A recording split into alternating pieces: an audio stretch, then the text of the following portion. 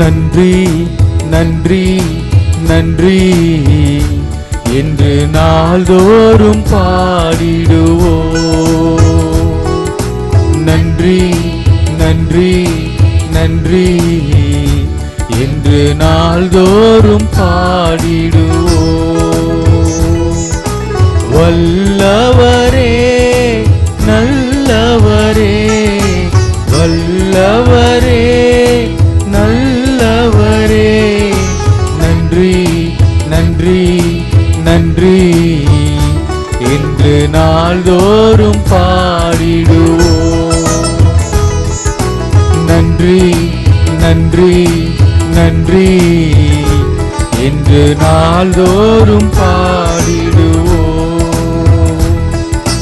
காண்பவரே காப்பவரே, காண்பவரே காப்பவரே, நன்றி நன்றி நன்றி என்று நாள்தோறும் பாடிடுவோம்.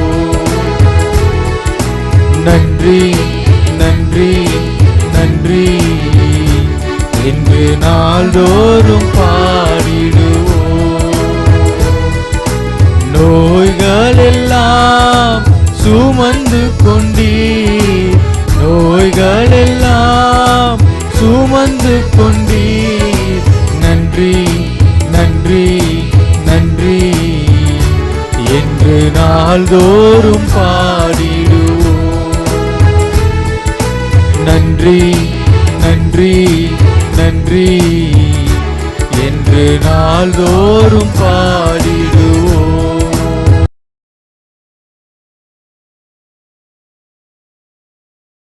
இன்றைய செய்தியின் தலைப்பு கிறிஸ்தவனின் தெளிவான பார்வை. மத்தேயு சுவிசேஷம் 6ஆம் அதிகாரம் 22வது வசனம். உன் கண் தெளிவாயிருந்தால் உன் சரீரம் முழுவதும் வெளிச்சமாக இருக்கும். நம்முடைய பார்வை தெளிவாக இருக்கணும் என்று கர்த்தராகிய இயேசு கிறிஸ்து இந்த இடத்துல சொல்லுகிறார். நம்முடைய பார்வை தெளிவாக இருக்கணுமா, அப்போ தான் நம்முடைய வாழ்க்கையும் தெளிவாக இருக்கும். நம்முடைய பார்வை தான் எல்லாத்துக்குமே காரணம். நம்முடைய பார்வை தெளிவாக இருக்க வேண்டும். இந்த வசனத்தின் அடிப்படையில் ஒரு 10 விதமான பார்வைகளை குறித்து அப்படியே ஒவ்வொன்றா சொல்லிட்டு வரேன். இப்போ இந்த 2 பார்வைகளை பற்றி பார்க்க போகிறோம். மேல் நோக்கிய பார்வை, கீழ் நோக்கிய பார்வை. 2வது முன்னே நோக்கிய பார்வை, பின்னே நோக்கிய பார்வை, வெளிப்பார்வை, உள்பார்வை.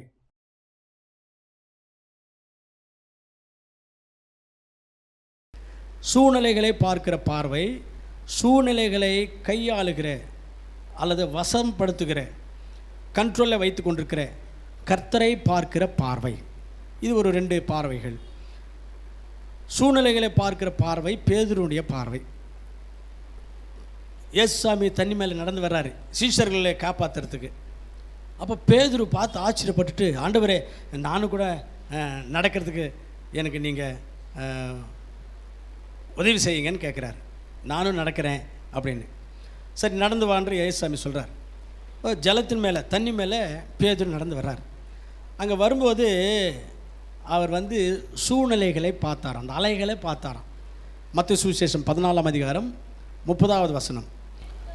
காற்று பலமாயிருக்கிறதை கண்டு பயந்துட்டார். அப்போ சூழ்நிலைகளை பார்க்கிறார் இவர். சூழ்நிலைகளை பார்த்து பயப்படுகிற அந்த பார்வை பேதுருடைய பார்வை. நம்முடைய வாழ்க்கையில் கூட சூழ்நிலைகள் எப்படி எப்படியோ மாறும். சூழ்நிலை எப்படி எப்படியோ மாறும். பாட்டு பாடினா பத்தாது. பாட்டு பாடினா என்ன பாட்டு? சூழ்நிலைகள் தோல்வி போல தெரிந்தாலும் அப்படின்னு பாடுறோம்ல. பாட்டு பாடினா பத்தாது. அந்த சூழ்நிலை மத்தியில், அந்த சூழ்நிலை மத்தியில் சூழ்நிலையை பார்த்து பயப்படக்கூடாது, தைரியமாக இருக்கணும். ஒரு உண்மையான விசுவாசி சூழ்நிலையில் எப்படி மாறினாலும் பதறமாட்டான் அப்படின்னு பைபிள் சொல்லுது. ஒரு உண்மையான விசுவாசி எதிர்மாறான சூழ்நிலையை பார்த்து சிரிப்பான் என்று ஒரு பக்தன் சொல்லியிருக்கிறார். அதனால் சூழ்நிலையில் பார்த்து நம்ம பயப்படக்கூடாது, சூழ்நிலையில் பார்த்து நமக்கு கலங்கிடக்கூடாது, சூழ்நிலைகளை பார்த்து நம்ம பதறிடக்கூடாது. சூழ்நிலைகளை பார்க்கிற பார்வை ஒன்று இருக்குது. சூழ்நிலைகளை கண்ட்ரோல் பண்ணுகிற, தம்முடைய வசத்தில் வைத்திருக்கிற ஆண்டவரை பார்க்கிற பார்வை ஒன்று இருக்கிறது. அந்த பார்வை தான் தாவீதினுடைய பார்வை. சூழ்நிலைகளை கண்ட்ரோல் பண்ணுகிற, வசப்படுத்தி கொண்டிருக்கிற கர்த்தரை பார்க்கிற ஒரு பார்வை தாவீதுக்கு இருந்தது. 1 சாமுவேல் 17ஆம் அதிகாரத்தில் கோலியாத்தினிடத்தில் சண்டை போடுறதுக்காக தாவீது போகும்போது எல்லாரும் கோலியாத்தை பார்த்து பயந்தாங்க. இவ்வளோ பெரிய மனுஷனாக இருக்கிறான், இவ்வளோ பெரிய வீரனாக இருக்கிறான், இவனை யார் ஜெயிக்க முடியும் அப்படின்னு. அப்போது கோலியாத்துக்கு பக்கத்தில் ஆண்டவரை வச்சு பார்க்குறாரு. என்னுடைய ஆண்டவருக்கு முன்பாக இவன் எவ்வளவு, ஆண்டவருடைய பேர்னாலே, இந்த நேம் ஆஃப் ஆல்மைட்டி காட், நான் இவனை சந்திக்கிறேன், நான் இவனை ஜெயிப்பேன், இவனுடைய தலையை வெட்டுவேன் அப்படின்னு அவர் ஆண்டவரை பார்க்குறாரு. எல்லா விதமான சூழ்நிலைகளையும் கண்ட்ரோல் பண்ணக்கூடிய வல்லமை உள்ள ஆண்டவரை பார்க்குறார். அது நம்ம 1 சாமுவேல் 17ஆம் அதிகாரத்தில் வாசிக்கிறோம். 1 சாமுவேல் 17ஆம் அதிகாரத்தில் 46வது வசனம். இன்றைய தினம் கர்த்தர் என் கையிலே உன்னை ஒப்பு கொடுப்பார், நான் உன்னை கொன்று உன் தலையை உன்னை விட்டு வாங்கி உன்னுடைய தலையை வெட்டி எடுத்துருவேன் அப்படின்னு சொல்கிறார். அருமையான கர்த்தர் பிள்ளைகளே, இவர் என்ன பார்க்குறாரு? கோலியாத்தை பார்க்கல. கோலியாத்தை விட பெரியவராச்சே என்னுடைய ஆண்டவர் அப்படின்னு ஆண்டவரை பார்க்குறார். அதனால் கவனிங்க, பிரச்சனைகளை பார்க்கக்கூடாது. பிரச்சனைகளை விட பெரியவர் நம்முடைய ஆண்டவர். அல்லேலூயா. பிரச்சனைகளெல்லாம் கண்ட்ரோல் பண்ண வல்லமை உள்ளவர், அவரை நம்ம பார்க்கணும். இந்த பார்வை நமக்கு வேணும். நம்ம பிரச்சனைகளை பார்த்து பயப்படுறோம், பிரச்சனைகளை பார்த்து கலங்கி போகிறோம், பிரச்சனைகளை பார்த்து நமக்கு தூக்கம் வர மாட்டேங்குது. இப்படி பிரச்சனைகளை பார்த்து ரொம்ப நாம் சோர்ந்து போகிறோம். பிரச்சனைகளை பார்க்கக்கூடாது, சூழ்நிலைகளை பார்க்கக்கூடாது, கடவுளை பார்க்கணும். ஆண்டவர் இருக்கிறாரு, அவர் எல்லா சூழ்நிலைகளையும் எல்லா பிரச்சனைகளையும் கண்ட்ரோல் பண்ணக்கூடியவர், எல்லாம் அவருடைய வசத்தில் இருக்கிறது என்ற ஒரு சிந்தை நமக்கு இருக்கணும். 92ஆம் சங்கீதத்தில் 1ஆம் வசனத்தில் ஆண்டவர் தான் எல்லாவற்றையும் ஆளுகை செய்கிறவராக இருக்கிறார் என்று இருக்கிறது. கர்த்தர் ராஜரீகம் பண்ணுகிறார். ஆண்டவர் தான் எல்லாத்தையும் ராஜரீகம் பண்ணுறவர். எல்லா சூழ்நிலைகளும் அவருடைய கண்ட்ரோல் இருக்குது. அதனால் கர்த்தர் நம்ம சூழ்நிலையில் பார்க்கக்கூடாது, கர்த்தரை பார்க்கணும். எல்லா அதிகாரமும் சர்வ வல்லமையும் அவருக்கு இருக்குது, அவர் எல்லாம் பார்த்து கொள்வார் என்ற ஒரு விசுவாசத்தோடு நாம் இந்த உலகத்தை ஜெயிக்க வேண்டும். கடைசியாக, ஊழியம் செய்வதற்கு வகை தேடும் பார்வை. ஊழியம் செய்வதற்கு வகை தேடும் பார்வை உலக வாழ்க்கையை உறுதிப்படுத்திக் கொள்ள வேண்டும் என்கிற பார்வை. உலக வாழ்க்கையை உறுதிப்படுத்திக் கொள்ள வேண்டும் என்கிற பார்வை. இது ஒரு 2 விதமான பார்வைகள். பவுலடியார் ஏத்தென்ஸ் பட்டணத்துக்குள்ளே போகிறார். அங்கே ஒரு பெரிய கோயில் இருக்குது. அந்த கோவிலில் வகை வகையான விக்கிரகங்கள் இருக்குது. அந்த விக்கிரகங்கள் எல்லாம் ஒவ்வொன்றா போய் பார்க்குறாரு. ஒவ்வொரு விக்கிரகத்தையும் அங்கே அந்த விக்கிரகத்தினுடைய பேர், அதை பற்றின டீட்டெயில்ஸ் இருக்கும், அதை படிச்சுட்டே வரார். ஒரு இடத்துல வரும்பொழுது அறியப்படாத தேவன் என்று அந்த ஒரு பலிபீடம், அறியப்படாத கடவுளுக்கு இந்த பலிபீடம் அப்படின்னு ஒரு பலிபீடம் அங்கே இருந்துச்சான். இவர் எல்லாத்தையும் பார்த்துட்டே வந்தார். அங்கே பார்த்தாரு, அறியப்படாத தேவனுக்கு இந்த பலிபீடம் அப்படின்னு எழுதி அங்கே வச்சிருந்துச்சு. அப்படின்னா அவங்க என்ன பண்ணுறாங்கன்னா, அந்த ஏத்தென்ஸ் பட்டணத்தில் உள்ளவங்க விக்கிரகாராதனை செய்கிறவங்க, அவங்களுக்கு தெரிஞ்ச வரைக்கும் எங்கெங்கே என்னென்ன கடவுளுங்களும் கிடைக்குதோ எல்லா கடவுளையும் கொண்டு அந்த கோவிலில் வரிசையாக வச்சுட்டாங்க. மியூசியத்தில் வைக்கிற மாதிரி வச்சுட்டாங்க. நமக்கு தெரியாத கடவுளுங்க யாராவது இருப்பாங்க, அப்போ அந்த கடவுளுக்காக இந்த பலிபீடம் இருக்கட்டும் அப்படின்னு அங்கே பலிபீடத்தை ஒன்று வச்சுருக்குறாங்க, காலியாக வச்சுருக்குறாங்க. அதை பவுல் பார்த்தாரு. பார்த்துட்டு இது போதும், இந்த பலிபீடத்தை ஒரு காரணமாக வச்சு, அல்லது இந்த பலிபீடத்திலிருந்து இந்த பலிபீடத்தை குறித்து அப்படியே கொஞ்சம் பேசிட்டு, உங்களுக்கு இன்னும் இன்னும் யாராவது கடவுள் இருக்கிறாங்களோ என்னவோ நீங்கள் யோசிக்கிறீங்களே, அந்த கடவுள் தான் இப்போ நான் உங்களுக்கு சொல்ல போகிறேன். அந்த கடவுளை தான் இப்போ நான் உங்களுக்கு அறிமுகப்படுத்த போகிறேன் அப்படின்ட்டு ஏசாமியை பற்றி அங்கே சொல்லி சுவிசேஷம் சொல்லி அங்கே அநேகர் ரட்சிக்கப்பட்டாங்க. ஹல்லேலூயா. இது அப்போஸ்தலர் நடவடிக்கைகள் 17ஆம் அதிகாரத்தில் நாம் வாசிக்கிறோம் 23ஆவது வசனத்தில். இவர் அவருடைய பார்வையெல்லாம் என்னென்னாக்கா, இந்த ஏதென்ஸ் பட்டணத்தில் எப்படி ஆகிலும் இயேசு கிறிஸ்துவை பற்றி, அவருடைய சுவிசேஷத்தை பற்றி, அன்பை பற்றி சொல்லணும். எப்படி சொல்கிறதுன்னு பார்க்குறார். அப்படியே பார்த்துட்டே இந்த காலியாக ஒரு பலிபீடம் கிடச்சிச்சா, இது போதும் அப்படின்னு நினச்சிட்டு அதை அடிப்படையாக வச்சு அதிலிருந்து சுவிசேஷத்தை சொல்லிட்டார். அப்போ பவுலடியாருடைய பார்வை என்ன பார்வை? சுவிசேஷத்தை சொல்லுவதற்கு வகை தேடுகிற பார்வை. இந்த பார்வை நமக்கு இருக்கா? எப்படி ஆகலையும் யாருக்காவது இயேசுவை பற்றி சொல்லணுமே, எப்படியாவது இயேசுவை பற்றி யாருக்காவது சொல்லணுமேன்னு நம்ம கண்கள் ஜனங்களை தேடுதா? இவங்களுக்கு சொல்லாமா, அவங்களுக்கு சொல்லாமா, இவங்களுக்கு சொல்லாமா அப்படின்னு நம்ம எப்போ தேடி இருக்கிறோமா? இந்த பார்வை நமக்கு வேணும். இந்த பார்வை நமக்கு வேணும். நான் 1979 வருஷம் டிசம்பர் மாதத்தில் ரட்சிக்கப்பட்டேன். அப்போது சுவிசேஷம் சொல்கிறதுக்கு நான் என்ன பண்ணுவேன்னாக்கா, அப்போல்லாம் ஒரு 5 ரூபானாக்கா 50 ரூபாய்க்கு சமம். ஒரு 5 ரூபாய் என் ஜேபில் போட்டுன்னு மெயின் ரோட்டில் அப்படியே வருவேன். நம்ம ஊரில் அந்த மெயின் ரோடுக்கு வருவேன். அப்படியே பார்த்துன்னுப்பேன், யாருன்னா கிடைப்பாங்களா ஏசாம் பற்றி சொல்லலாம். ஒரு டீ வாங்கி கொடுத்துட்டு, பிஸ்கட் வாங்கி கொடுத்துட்டு ஏசாம் பற்றி சொல்லலாம் அப்படின்ட்டு அப்படியே தேடினே இருப்பேன். யாராவது கிடைப்பாங்க. உடனே அவங்களுக்கு விஷ் பண்ணிவிட்டு, நல்லா இருக்கிறியா, வா டீ சாப்பிட்லாம் அப்படின்னு அவருக்கு ஒரு டீ வாங்கி கொடுத்து, பிஸ்கட் வாங்கி கொடுத்து, அப்புறம் ஆண்டவரை பற்றி சொல்லுவேன். அப்படியெல்லாம் தேடி தேடி தேடி தேடி சொன்னதுனால தான் ஆண்டவர் நமக்கு ஆத்துமாக்களை கொடுத்து இவ்வளோ பெரிய சர்ச்சை ஆண்டவர் கொடுத்துருக்கிறார். அல்லேலூயா. இந்த பார்வை நமக்கு இருக்கணும். இவங்களுக்கு சொல்லலாமா இயேசுவை பற்றி, அவங்களுக்கு சொல்லலாமா, இவங்களுக்கு சொல்லலாமா என்று சுவிசேஷம் சொல்லுவதற்கு வகை தேடுகிற பார்வை நமக்கு இருக்கணும். அந்த பார்வை நமக்கு இருக்கா? உங்களுக்கு இருக்கா? யோசித்து பாருங்கள். இன்னொரு பார்வை பற்றி சொன்னேன். வாழ்க்கையை உறுதிப்படுத்திக் கொள்வதற்கு, இங்கிலீஷ் சொல்லணும்னா செட்டில் பண்ணிக்கிறதுக்கு, வாழ்க்கை நல்லா செட்டில் ஆகிறதுக்கு வகை தேடுகிற பார்வை. கடவுளுடைய சுவிசேஷம் சொல்லணும் அதுக்காக கண்ணு தேடுறதில்ல. தங்களுக்கு இருக்கிற அந்த வாழ்க்கையை நல்லபடியாக செட்டில் பண்ணிக்கணும், நல்லா செட்டில் பண்ணணும். அதை தேடுகிற, அதை நாடுகிற பார்வை. பைபிளில் ஒருத்தர் இருந்தார். அவரும் ஊழியக்காரர் தான். அவர் பேர் இப்சான். அவரை பற்றி நியாயாதிபதிகள் புஸ்தகத்தில் இருக்கு 12ஆம் அதிகாரத்தில்.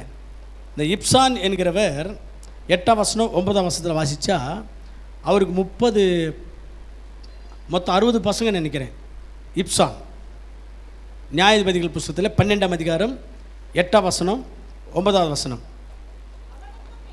அவனுக்கு பின்பு பெத்லகேம் ஊரானாகிய இப்சான் இஸ்ரவேலரை நியாயம் விசாரித்தார். அதாவது ஊழியம் செய்தார். இஸ்ரவேலர் இல்லை, அவனுக்கு 30 குமாரரும் 30 குமாரத்திகளும் இருந்தார்கள். 30 குமாரத்திகளையும் திருமணம் பண்ணி கொடுத்து அவங்கள செட்டில் பண்ணிட்டார். மகனுங்களுக்கு அவங்களுக்கும் 30 பொண்ணுங்களை பார்த்து திருமணம் பண்ணி செட்டில் பண்ணிட்டார். அவர் இஸ்ரவேலர் மத்தியில் 7 வருஷம் ஊழியம் செஞ்சுருக்கார். இந்த 7 வருஷம் கடவுளுக்கு ஊழியம் செய்கிறதுக்காக கர்த்தர் அவரை தெரிஞ்சு கொண்டா அவர் என்ன பண்ணியிருக்காருன்னா, அவருக்கு 30 பொண்ணுங்களாம் 30 பையனுங்களாம் பசங்க எல்லாருக்கும் நல்லபடியாக மேரேஜ் பண்ணிவிட்டு செட்டில் பண்ணிட்டாராம். அப்புறம் அதுக்கு அடுத்த வசனத்தில் என்ன இருக்குது? அவர் மரித்தான். அவருடைய யோசனை, அவருடைய சிந்தனை, அவருடைய பிரயாசம், அவருடைய எல்லாமே பசங்களை செட்டில் பண்ணணும்,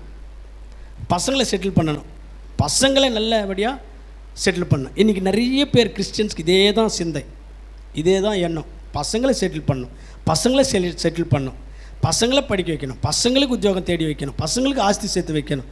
நல்லது, அது நியாயமான ஒரு யோசனை தான். ஆனால் ஆண்டவரை ஓரம் கட்டிடுறோமே, நம்முடைய கடமைகளை ஓரம் கட்டிடுறோமே, நம்முடைய பொறுப்புகளை ஓரம் கட்டிடுறோமே. ஆண்டவரை விட, கடமைகளை விட, கடவுள் நமக்கு கொடுத்துருக்கிற ஊழியங்களை விட பசங்களே அதிகமாக பார்க்குறோமே. பசங்களுடைய படிப்பு, பசங்களுடைய ஆரோக்கியம், பசங்களுடைய அவங்களுக்கு வேண்டிய ஆஸ்திகளை சேர்த்து வைக்கிறது, வசதிகளை பெருக்கி கொடுக்கறது, இந்த யோசனையில் இருக்கிறோமே. எவ்வளோ தவறான ஒரு விஷயம், எவ்வளோ தவறான விஷயம். அதனால் பசங்களை கொடுத்தது ஆண்டவர், குடும்பத்தை கொடுத்தது ஆண்டவர், உத்தியோகத்தை கொடுத்தது ஆண்டவர், கை கால் நல்லபடியாக ஆரோக்கியமாக கொடுத்தது ஆண்டவர். இதெல்லாம் வச்சு சுயநலமாக நம்ம லைஃப் செட்டில் ஆகணும், நம்ம பசங்களை செட்டில் பண்ணணும் என்கிற யோசனையோடு மட்டுமே வாழ்ந்துடக்கூடாது. இதெல்லாம் ஆண்டவர் நமக்கு கொடுத்துருக்காரு, ஆண்டவருக்கு நம்ம சேவை செய்யணும் என்று நாம் செய்வோமானால் நம்முடைய பிள்ளைகளை ஆண்டவர் அருமையாக செட்டில் பண்ணி விட்டுருவார், அருமையாக செட்டில் பண்ணிவிடுவார். அவங்களுடைய வாழ்க்கை, அவங்களுடைய எதிர்காலம், அவங்களுடைய திருமணம், அவங்களுடைய உத்தியோகம் எல்லாமே ஆண்டோடைய ஆசீர்வாதத்தினால அற்புதமாக செட்டில் ஆகிடும். நம்ம கடவுளுக்குன்னு சேவை செஞ்சால், கடவுளுக்காக நம்ம பயன்பட்டால் நம்ம ஃபேமிலி அருமையாக செட்டில் ஆகிடும். சில பேர் இன்றைக்கி பசங்களை படிக்க வச்ச போதும், பசங்களுக்கு உத்தியோகம் வாங்கி கொடுத்த போதும், பசங்களை ஆஸ்தி சேர்த்து வச்ச போதும்னு இதே எண்ணத்தில் இருக்கிறாங்க, அது மாதிரி செய்கிறாங்க கூட. ஆனால் பசங்க எப்படி இருக்கிறாங்க? தருதலையாக இருக்கிறாங்க, உதவாக்கரைங்களாக இருக்கிறாங்க, பெற்றோரை சாகடிக்கிற யமன்களாக இருக்கிறாங்க, அது மாதிரி தான் இருக்கிறாங்க. அப்போது கடவுளுடைய அனுகிரகமும் ஆசீர்வாதம் உனக்கு இருக்கணும். கடவுளுக்கு நீ பயந்து வாழ்ந்தால் 128ஆம் சங்கீதத்தில் உன் மனைவி ஆரோக்கியமாக இருப்பா, உன் பிள்ளைகள் அற்புதமாக வளருவாங்க. கர்த்தரிடத்தில் பயபக்தியாக இருந்து கர்த்தருக்கு சேவை செய்யுங்க, நீங்கள் நல்லா இருப்பீங்க, உங்கள் குடும்பங்கள் செட்டில் ஆகும், உங்கள் பசங்க செட்டில் ஆவாங்க, எல்லா வகையிலும் நல்லா இருக்கும், எல்லா வகையிலையும். அதனால் நாம் ஊழியத்தை செய்வதற்கு என்ன நம்ம செய்யலாம் என்று வகை தேடுகிற பார்வை நமக்கு இருக்கணுமே ஒழிய, குடும்பத்தை செட்டில் பண்ணணும், பசங்களை செட்டில் பண்ணணும், அவங்களுக்காக ஆஸ்திகளை சேர்த்து வைக்கணும், அவங்கள படிக்க வைக்கணும், அவங்களுக்கு உத்தியோகங்களை எப்படியாவது வாங்கி கொடுக்கணும் என்று ஆண்டவரை ஓரம் கட்டிட்டு கடமைகளை ஒதுக்கி வச்சுட்டு இந்த மாதிரி பார்வையோடு நீங்கள் வாழ்வீங்கன்னு சொன்னால் கர்த்தரே உங்களுக்கு விரோதமாக செயல்படுவார், கர்த்தர் உங்களுக்கு விரோதமாக செயல்படுவார். ஓசியா தீர்க்கதரிசன புஸ்தகத்தில் அதை சொல்கிறார். ஆண்டவர் உங்களுக்கு விரோதமாக செயல்பட ஆரம்பிச்சிட்டாருனாக்கா நீங்கள் ஒன்றும் முன்னேற முடியாது, நீங்கள் ஒன்றும் ஸ்டடியாக முடியாது, வாழ்க்கையில் நீங்கள் ஒன்றும் சாதிக்க முடியாது, கர்த்தர் உங்களுக்கு விரோதமாக செயல்பட ஆரம்பிச்சிட்டாருன்னா. அதனால் அருமையான கர்த்தர் பிள்ளைகளே, பைபிளில் சொல்லப்பட்டிருக்குது, எல்லாம் நல்லபடியாக உங்களுக்கு அமைஞ்சிச்சின்னு சொல்லி ஊழியம் செய்யாமல் இருக்கிறீங்க நீங்கள்.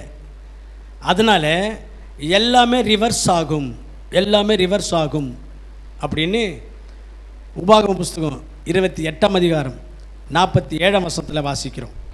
எல்லாம் பரிபூர்ணமாக இருக்கையில் நீ மனமகிழ்ச்சியோடும் சந்தோஷத்தோடும்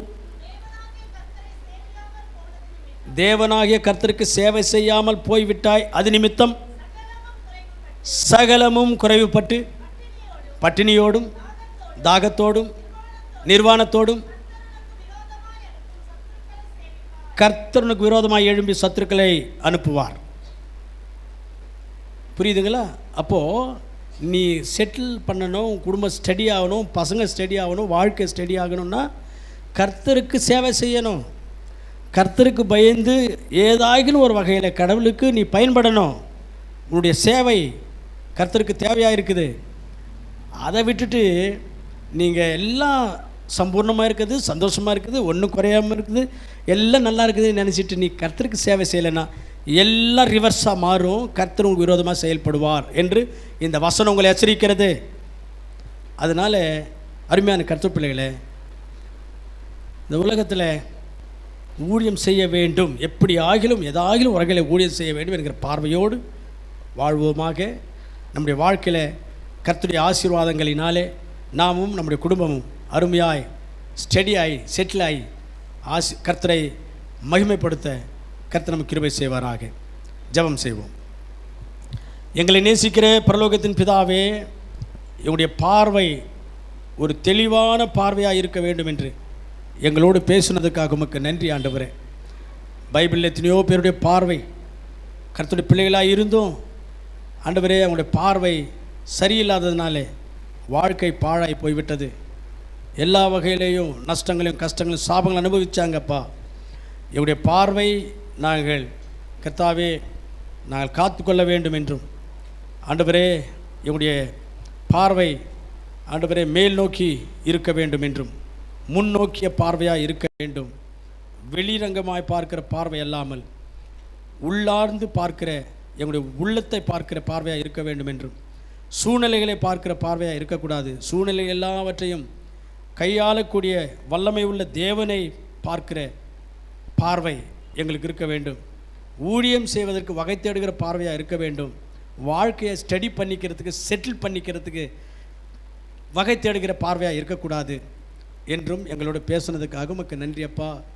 இந்த விஷயத்தில் நீர் உங்களுடைய ஆவியானவரும் எங்களோட இடைப்பட்டிருக்கிறீர். எங்களுக்கு ஆண்டவரே நல்ல ஒரு பார்வை, உங்களுடைய பார்வை நன்றாக இருந்தால் உங்கள் வாழ்க்கை நன்றாக இருக்கும் என்று மத்தேயு 6:22 சொன்னபடி எங்கள் பார்வை நன்றாக இருக்கணும். கர்த்தர் அந்த அனுபவத்தில் வழி நடத்துங்க ஆண்டவரே. இயேசுவின் நாமத்தில் ஜெபிக்கிறோம் நல்ல பிதாவே, ஆமென்.